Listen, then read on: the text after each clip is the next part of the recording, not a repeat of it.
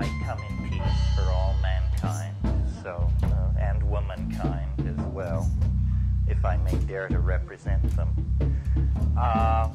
The way I thought I would structure the thing is basically read a bit from my new book, which I hope then establishes my credentials as an authentic UFO witness and possible abductee. And then I'll talk a little bit about what I think about it, because I don't think about it what most people think about it. My dream from the time I was 8 or 9 was to encounter a UFO, because I always had the impression that if you would encounter one, you could understand it. That it was maddening to realize that it seemed to have a great affinity for people who live in trailer courts, but very little affinity for anybody I knew. And so you constantly had to filter these eyewitness reports by people that you wouldn't send to the corner store to buy milk. So this was a problem, and it will haunt, I'm sure it haunts many of you who have never encountered a UFO. So I'll read the description of the encounter, then talk a little bit about my conclusions and ideas about it, and then we can just have a discussion. I guess I should say a little bit about my method. I really am a fence sitter. I loathe science and am always keen to attack it in most situations, though not here, because I love reason, and I'm perfectly aware of the difference. I also know what a concept means, like rules of evidence. I'm not sure that's a concept as widely circulated in these circles as it needs to be. In other words, how do you tell shit from shinola? That's very critical. And I think reason can take us only a certain distance, and then we have to go with the divine imagination, but with all safety systems fully in operation, or the divine imagination will lead us into complete paranoia. This is what happens to a body of knowledge when it's unable to make good on its first premises. In other words, if you have a great notion of reality, but you can't confirm it, then it must be because evil forces are conspiring against you and somehow subverting the success of your neat version of reality. And as someone who at one point in my life studied science, there have been many episodes in the history of science where great hope gave way to paranoia. The phlogiston phenomenon is one example, or Lysenko and genetics.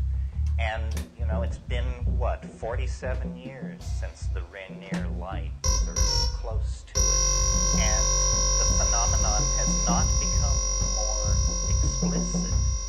The hysteria has become more explicit and has wandered first in one direction, then another. But if this is a contact, it's the most peculiarly uncontact-like contact it's possible to imagine. It always reminds me of people say of the crop circles, they're communicating. Yes, but if they are, they picked an incredibly obscure medium in which to do it, because we who love communication can glean very little from what they're trying to say. Well, enough barn beating. Let me read this passage, and then I'll talk more about it. And this will bring, I think, the thing into focus. I have to introduce the context, because it wasn't like that we just happened to be driving in a lonely and remote place and suddenly, no, it wasn't like that. We were in the center of the Amazon basin. we had come there to explore tryptamine hallucinogens. These are short-acting, very powerful psychedelic drugs. And the reason we were so interested in these drugs is because in encounters with it in the pure chemical form, it was the intoxication was invariably characterized by encounters with elves, gnomes, fairies, thousands of these things. And this was, and this is something I'm going to, try and convince the UFO community of. What we drug people have that you don't is repeatability.